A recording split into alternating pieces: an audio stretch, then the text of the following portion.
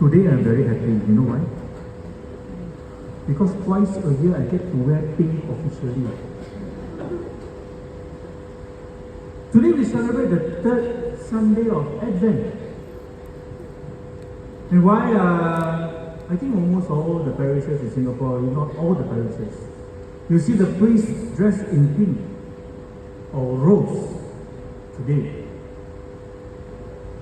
It's not that they want to show our feminine side, although I wear a dress every weekend. But the church says, after a period of preparing, this is about the halfway mark, or we have passed more than half the way. And so in this sometimes very somber tone of preparation, the church says, rejoice.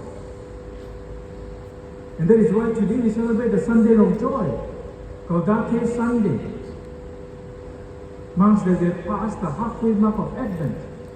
Similarly, during Lent, the fourth Sunday of Lent, the priest will once again be dressed in rose-colored vestments to show that they have passed the halfway mark in the preparation during Lent. And there is a great difference, brothers and sisters, if we have not come to realize, between happiness and joy. Sometimes we get very confused, or rather we think that they are the same. No, it's very different. Happiness is a very fleeting feeling. Give you an example. When I buy my new handphone, no, this is not a new handphone, this is iPhone 12. I get very excited. I'll be fiddling with all the, hello, phone is phone. I mean, what else can you do? You play the same games, you use the same functions, but then again, that kind of happiness is like, wow, shock, man. Just you pour, you put under your pillow and you sleep, also shock. But after that, after this feeling wears out, after we are used to the phone, after we realize that actually the phone is still a phone, the feeling goes away. And then, back to square one. But joy, brothers and sisters, joy is very different. Joy is very deep-seated, and joy may not even be rational to many of us. What do I mean? Today St. James gives a very good example. He says the example of the farmer. As the farmer toils in the fields, he is exhausted. He is tired. But the patient joy of awaiting the fruits of his labor keeps him on. It's that hope, in that joy of experiencing the fruits of his labor. And he continues to live this joy every single time he goes to the fields. Because once he gives up on that joy, he gives up on that hope, then that's it. And if you have seen, those of you, I don't know whether now this primary school they do, last time we take the green beans, go back home, put on the cotton wool, then every day I will go to the windowsill and look at the green bean. As if we can, grow, but it doesn't happen. But when it starts to grow, same, the joy the farmer gets.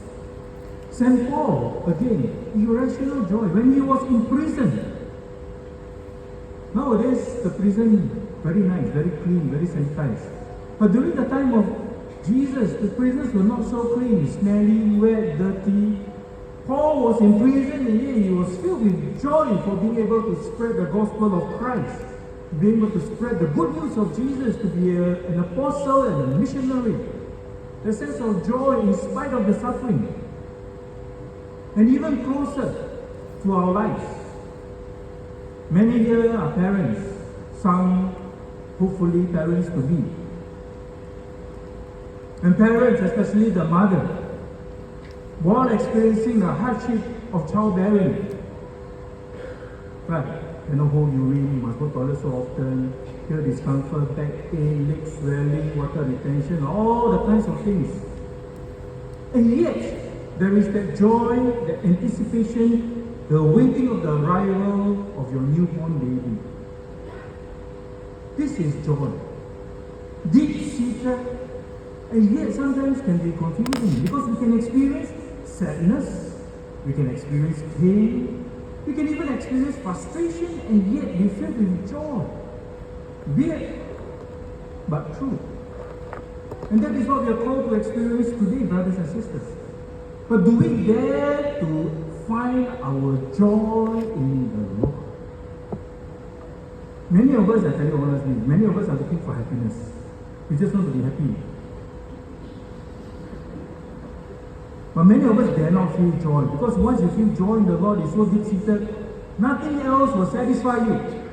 Just like last week, we experienced, I hope we experienced, or we celebrated the Sunday of Peace. Once you experience the peace of the Lord, nothing will satisfy you. And today I was just talking to somebody and said, Father, what do you do when you pray? When you go to the Blessed Sacrament, the prayer room? I said, nothing. Huh? But yeah, what do you do when you pray? Nothing. Huh? Yeah, nothing. Now with Jesus, what more you want? You have His peace, you have His joy, what more you want? Just sit there, shut up and enjoy the moment. Isn't it true? When we have this deep-seated sense of joy, just dwelling on the feeling, don't need words. You just need this sound. That's it. Isn't that what you feel when you feel joy? When a parent holds the newborn baby in the arm? If I just came back from Taiwan with my brother's friend. My brother's friend brought his son, which is my brother's one, complicated. My brother is the godfather of his friend's son. You all laugh. So the friend asked, so how to call you? Call you father or call you what? I said, you call me whatever you want, and as I always say, don't call me too early in the morning. Just being with that little kid, 2 years old, and being able to carry that kid, that kind of joy, if I, as a third party in that sense, can feel that, how much more a mother, a father, when you carry your own newborn? How much more when we dwell in the presence of God? When we really go to God and we hug Him and we hold on to Him, what more do we need to say, brothers and sisters? That is the joy of the Lord. Do we dare to experience this joy in the Lord? Do we dare to experience the fullness of this joy? Because if you want to, then St. Paul tells us, St. James tells us, there is another virtue, the virtue of patience. As the farmer toils in the field, although, like I said, tired and exhausted, he is patiently toiling, and there is the anticipatory joy of awaiting the fruits of the land. And when the fruits finally ripen, he experiences the fullness of joy of his efforts. Same for the mother, the father, who experiences the struggles of pregnancy. There is the anticipatory joy. And after the child is born, to be able to cradle the child in the hands, you experience the fullness of the joy with this baby, this blessing that God has given to us. And that is why Jesus says today, happy the man who does not lose faith in me. Brothers and sisters, are we experiencing the joy of the Lord? I dare to say we are. We are. Maybe small little moments in our lives, in our prayer, in our meditation, sometimes when we come for Mass, sometimes when we experience the joy with a good friend, with our children, and especially this Christmas, we're going to have a lot of gatherings with your loved ones, We are. But maybe this joy is also easily crowded out by the distractions and the discomforts of life. Isn't that true? Sometimes it happens to me as well. Then maybe that this joy is not deep-seated enough. Why? Because our relationship with Jesus is not deep enough. Because if it is deep enough, we know that nothing can rob us of this joy. And even though we are distracted, when we come back, we can continue to dwell in the joy of the Lord. So 3 weeks. Today, we celebrate the 3rd week of Advent. Still got 2 more weeks hanging. Don't panic. We have passed the halfway mark. There is still time to prepare. There is still time to deepen our relationship with Jesus. There is still time as we prepare our houses, as we prepare the gifts and all that, we can prepare our hearts. Let us deepen this joy. Let us consciously bring to mind this joy. You know, we celebrated hope. First Sunday we celebrated peace. Today we celebrate joy. Continue to ask the Lord for this three. So the next week we celebrate love. And we can really experience how much God loves us.